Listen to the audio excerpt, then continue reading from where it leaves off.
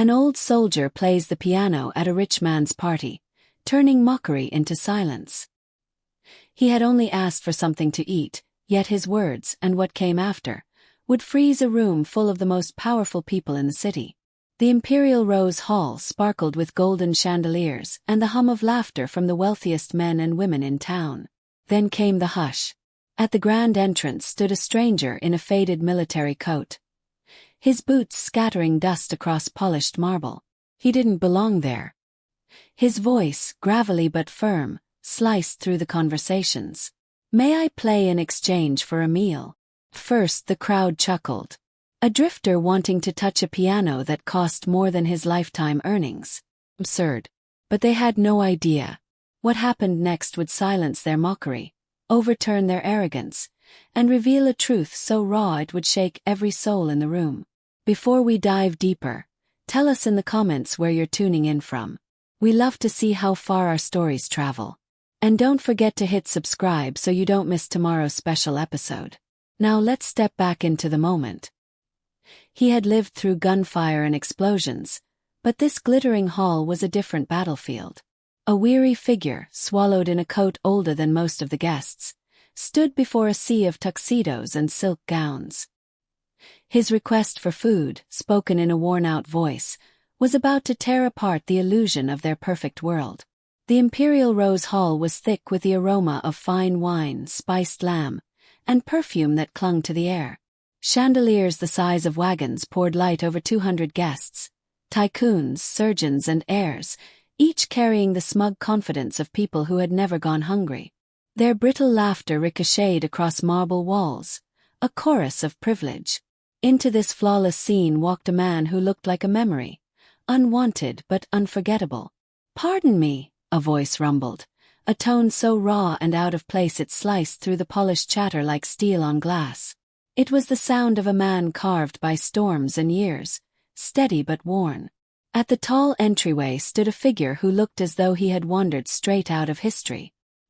His faded military coat hung loose on his shoulders, the cuffs threadbare, the fabric thinning at the elbows. Wisps of gray hair curled untamed around his temples, and a coarse beard of the same color masked a face marked by 1,000 untold struggles. His boots, old and scarred from work, pressed dusty imprints onto the marble floor, tiny rebellions against the hall's flawless perfection. He wasn't just out of place. His very presence mocked the grandeur of the evening. A hush swept across the hall like a wave. Heads turned. Laughter broke mid-note. Eyes, trained to measure wealth in an instant, hardened with suspicion and distaste. "Who let him in?" gasped a woman, clutching the diamonds around her neck as if poverty itself were a disease she might catch. "Get him out," barked a man seated near the orchestra pit. The command came from Charles Davenport, his tone sharp with annoyance. Draped in a custom suit stitched in Milan, Charles carried the kind of beauty that bordered on cruelty, angular, precise, unyielding. At 47, he ruled the city's skyline as a property magnate, a man who had inherited his father's empire and doubled its fortune by tearing down old neighborhoods to raise towers of glass. To him, kindness was weakness, and weakness was something he had no tolerance for. But the stranger did not flinch. He didn't even seem to hear their voices. His eyes, an icy blue, faded but piercing, swept across the glittering crowd. Not like a beggar scanning for mercy, but like a soldier sizing up unfamiliar ground. He took in the jeweled gowns, the gold watches, the curled sneers. He missed nothing. Then, with a deliberate slowness, he stepped forward. His body moved stiffly, but his stride carried an unshakable determination. "Please," the man said again, his voice firmer now, carrying a note of quiet insistence. "I'm not asking for charity. I only noticed the piano. May I play it, in exchange for a meal?" His words lingered in the air, so strange, so jarring against the glitter of the evening, that for a heartbeat no one spoke. Then a sharp, barking laugh shattered the silence. It came from Charles Davenport. He leaned back and let the sound ring out, thick with scorn. Others quickly followed his lead, their laughter swelling into a cruel chorus that rippled across the hall. The stranger did not flinch. His face revealed nothing. His eyes, however, had fixed on the grand piano standing in the center of the room, its black lacquer gleaming under the chandeliers. It was a Fiore concert grand, flawless and commanding, its beauty a painful mirror of everything the old man's life was not. By the service doors, a young server named Anna Reeves paused, her throat tightening. She was a university student pulling long hours to pay for classes, and she recognized the pride behind the man's calm stance. It was the same look she had seen in her grandfather's eyes when he returned from his deployment, someone who had given far more than he had left, now forced to swallow his dignity. Anna instinctively began to step forward, carrying a glass of water, but the hotel manager, a twitchy man named Mr. Collier, caught her by the wrist. His voice dropped to a hiss. "Don't even think about it, Anna. He's not our concern. You help him, you're finished here." His eyes flicked nervously toward the tables of high-paying guests. Anna froze, torn in half by duty and conscience. For the briefest moment, her gaze met the stranger's.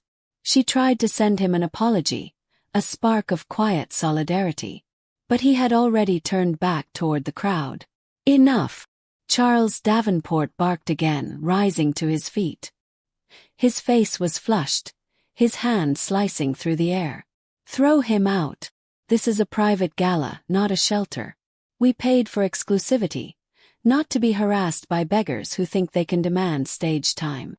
From opposite ends of the hall, two men in dark suits began closing in, their movements heavy and deliberate, like machinery set in motion. The guests hushed once more, ready to watch the humiliation unfold. But then the old man lifted his hand. Not in fear, not in defense, but with an authority that stopped the room in its tracks. The guards faltered, uncertain, thrown off by the unexpected weight in the old man's gesture. "Please," he said again, his tone steady now, directed straight at Charles. "Just one piece. One song. That's all I ask. In return, a plate of food. I haven't had a proper meal in 2 days." It wasn't true. He'd eaten earlier at a modest cafe outside the city, but the lie served its purpose. He wasn't here to beg. He was here to observe. To strip away the polish and see what hid beneath when power and wealth thought no one unimportant was watching. Tonight was his experiment, and they were unknowingly the subjects. Charles scoffed, a harsh, clipped laugh that bounced off the marble. 2 days. And you think that's our problem? The world is full of men like you. Lazy, careless, unwilling to work. You make poor choices, you pay for them. That's life. Maybe try owning that for once. A man seated beside him chimed in, tugging at the knot of his silk tie. He's right. All of us work to be here. Nothing was handed to us. We earned our place. The veteran's lips twitched, almost into a smile. He knew the truth. That smug man had been handed a tech empire on a silver platter, then nearly destroyed it before his family swooped in to rescue him. And Charles had never dirted his hands with real work in all his pampered existence. The old man knew more of their lives than they did themselves. Still, he bent into his role, letting his shoulders sag as if crushed beneath invisible weight. "I have tried, sir," he said softly, his voice lined with practiced weariness. "But no one wants to give a chance to an old man. They tell me I'm useless." "And they're right," Charles shot back, moving a step closer. The scent of expensive brandy clung to him like a second skin. "Look at yourself, ragged, worn out. What worth could you possibly offer anyone? Your place is on a sidewalk, begging with a cardboard sign, not here among people who actually build, who actually matter." "People who matter," the old man repeated, his tone shifting. The tremble in his voice vanished, replaced by something steadier, sharper. A few in the room caught the change, though most were too busy sneering. "And tell me, sir, what is it that makes a person matter? The suit on his back? The number in his account?" "Exactly," Charles snapped, thrusting a finger into the air. "Achievement. Success. We're here because we earned it. We proved our value. You You're nothing but a leech. A shadow clinging to the edges of a world you couldn't survive. The old man's gaze slid once more to the concert grand. The Fiori gleamed beneath the lights like a silent witness, its polished black surface mirroring the bitterness spilling across the room. "One song," he murmured again, this time softer, almost a plea. The room held its breath as the old man lowered himself onto the piano bench. His fingers, cracked and calloused, hovered over the ivory keys like a soldier preparing for battle. For a moment, silence pressed down on the hall. Then he began to play. The first notes were soft, hesitant, but quickly they grew into something vast, something alive. A melody spilled from the piano that seemed to carry every heartbreak, every triumph, every story the man had lived.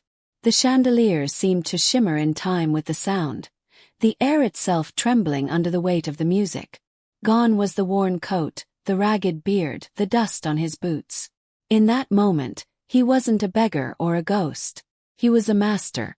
A storyteller without words, commanding the room with nothing but his touch. One by one, the sneers melted from the faces of the wealthy. Forks froze mid-air. Glasses remained untouched. Some shifted uncomfortably, realizing that all their money, all their status, couldn't buy what this man carried in his soul. A few even felt tears sting their eyes, though they would never admit it aloud. When the final chord faded, the silence that followed was heavier than any laughter that had come before. No one dared to move.